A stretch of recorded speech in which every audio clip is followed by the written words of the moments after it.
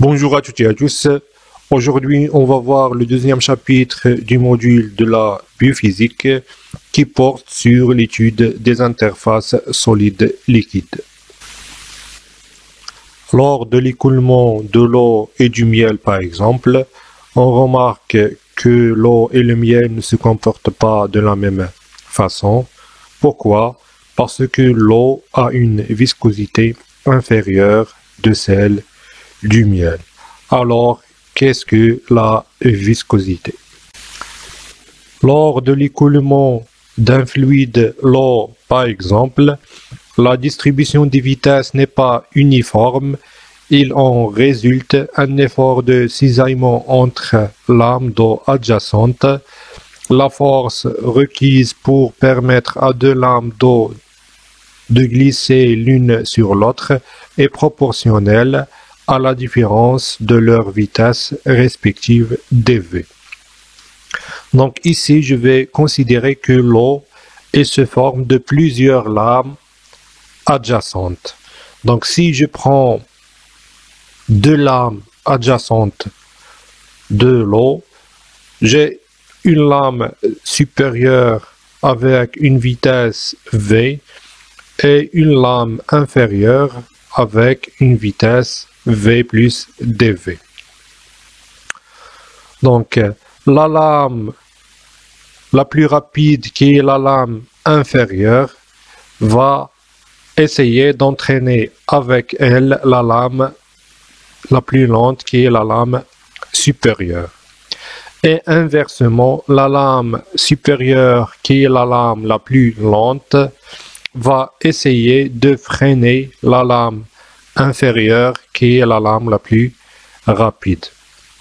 Donc, le freinage de la lame inférieure par la lame supérieure, donc c'est une force de contact entre les deux lames. Donc, cette force, elle caractérise la résistance du fluide au cisaillement et peut être considérée comme une friction interne, donc comme des frottements internes entre les lames de l'eau. L'effort de cisaillement peut être défini comme la contrainte tangentielle tau, qui est égale à la force de frottement entre les deux lames, donc la force de frottement, divisée par S, qui est la surface de contact entre les deux lames. Donc cette force est proportionnelle au gradient transversal de vitesse. Donc la force Fr est proportionnelle à la différence de vitesse entre les deux lames.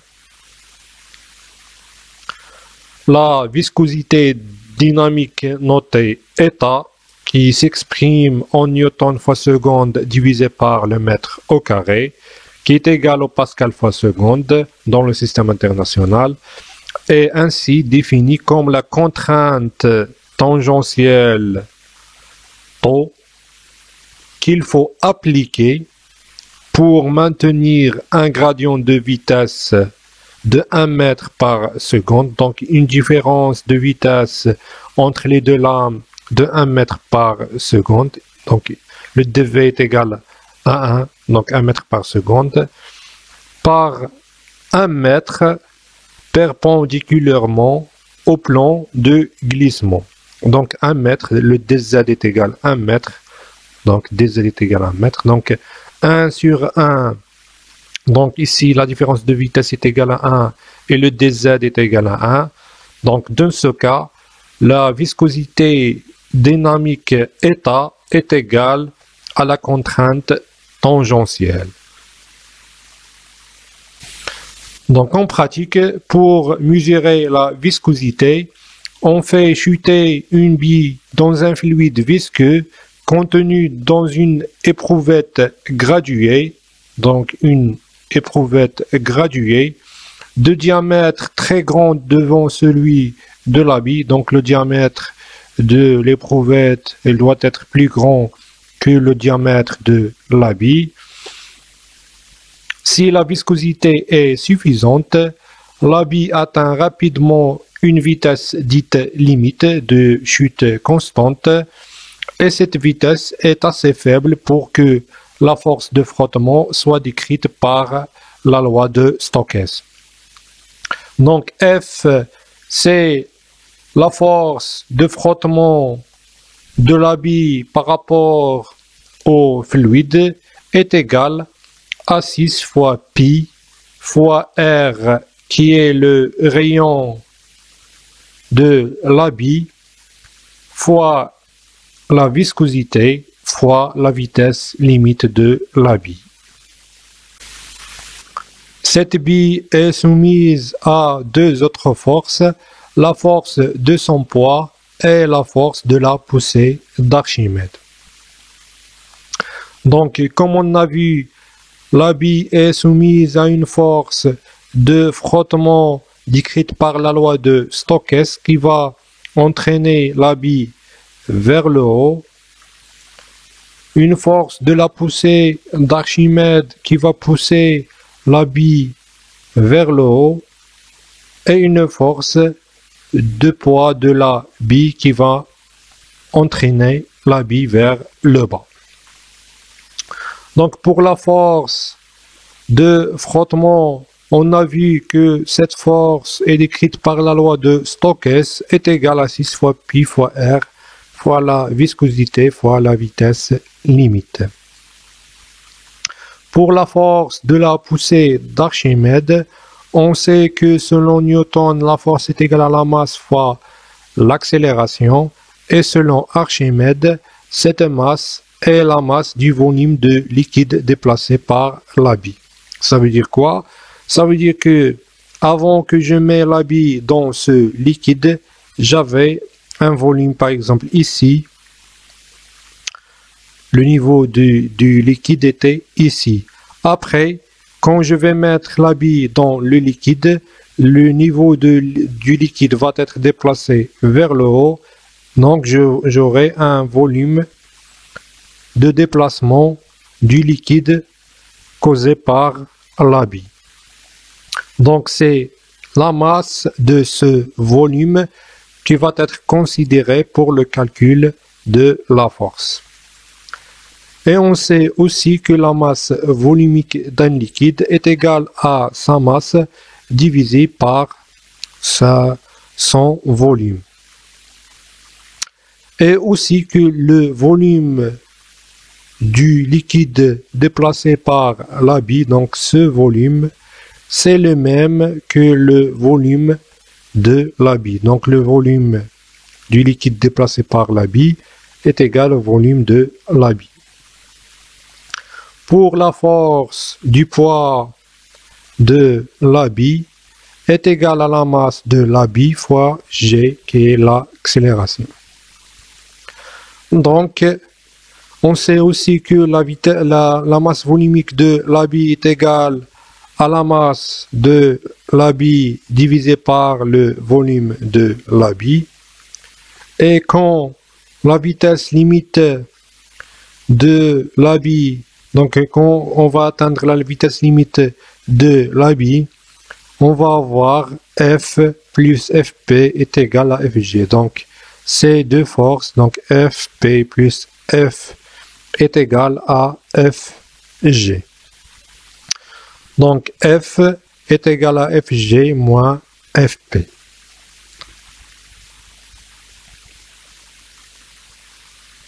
Pour F, on sait qu'elle est décrite par la loi de Stokes, donc est égale à 6 fois pi fois R fois la viscosité fois la vitesse limite, est égale à Fg qui est la masse fois l'accélération, et je vais remplacer la masse de la bille par sa masse volumique fois le volume, donc la masse volumique fois le volume, la masse volumique de la bille fois le volume fois G, moins Fp, donc Fp, je vais remplacer la masse du volume de liquide déplacé par la bille par la viscosité, par la la masse volumique du liquide fois le volume du liquide. Donc la masse volumique du liquide fois le volume de liquide fois l'accélération G.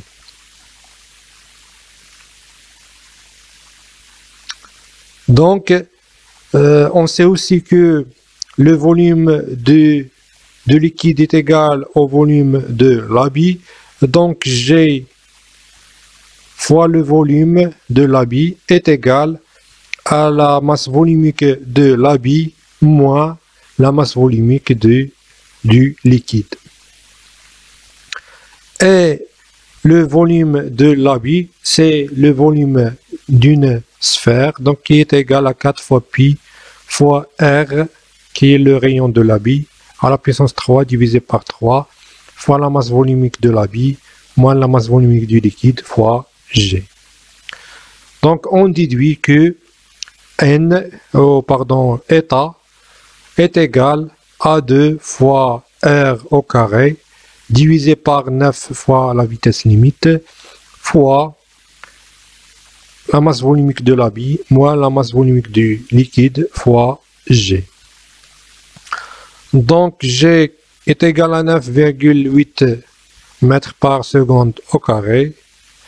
État qui est la viscosité, elle est en pascal fois seconde ou en poise. Un poise est égal à 10 moins 1 pascal fois seconde. Le R qui est le rayon de l'habit est en mètres. La masse volumique est en kilogrammes par mètre au carré. Et la vitesse limite de l'habit est en mètres par seconde. Donc si on souhaite comparer le degré de viscosité de divers fluides, il faut comparer la viscosité cinématique notée état K et ne pas la viscosité dynamique. Donc la viscosité cinématique est égale à la viscosité dynamique divisée par la masse volumique. Donc sur le tableau, on a les viscosités cinématiques de quelques fluides et on remarque que la viscosité diminue quand la température augmente, donc la viscosité diminue.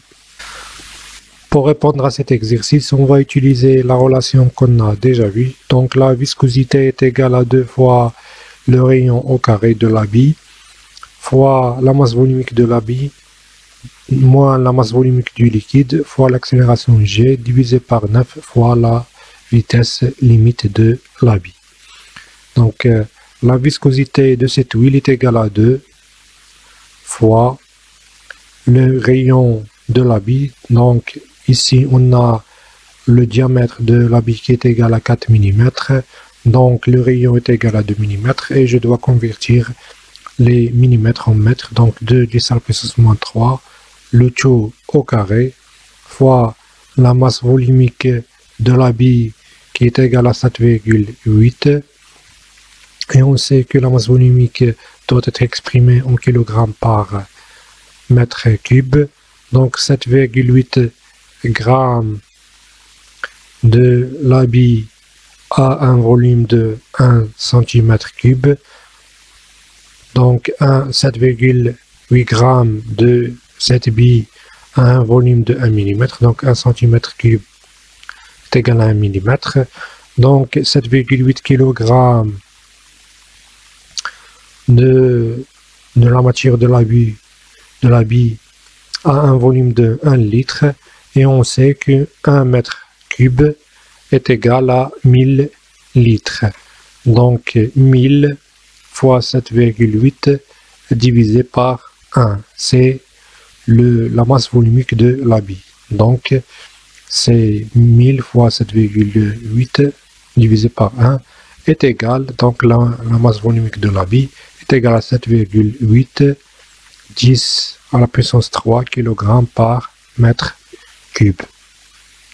Donc la masse volumique de l'habit 7,8 10 à la puissance 3 moins la même chose pour la densité de l'huile. Donc on sait que la densité c'est la masse volumique de cette huile divisée par la masse volumique de l'eau, et la masse volumique de l'eau est égale à 1. Donc, je dois multiplier aussi par 10 à la puissance 3 fois G, qui est égal à 9,8, divisé par 9 fois la vitesse. Donc, la vitesse qui est la distance sur le temps, et la distance c'est 1, donc 1 mètre. Sur le temps en secondes, c'est 55, 1 divisé par 55. Donc, la viscosité de cette huile est égale à 3,2 pascal fois seconde. On passe à un autre exercice. Une bille métallique de 7,5 grammes fois centimètre à la puissance moins 3 de masse volumique descend à travers de l'eau dans un tube et met 2 secondes pour atteindre le fond. La bille met 9 secondes lorsque le tube est rempli de sang. Calculez la viscosité du sang si sa densité est de 1,06 et la viscosité de l'eau est égale à 10 à la puissance moins 2 fois. Donc essayez de répondre à cet exercice avant de voir les corrections.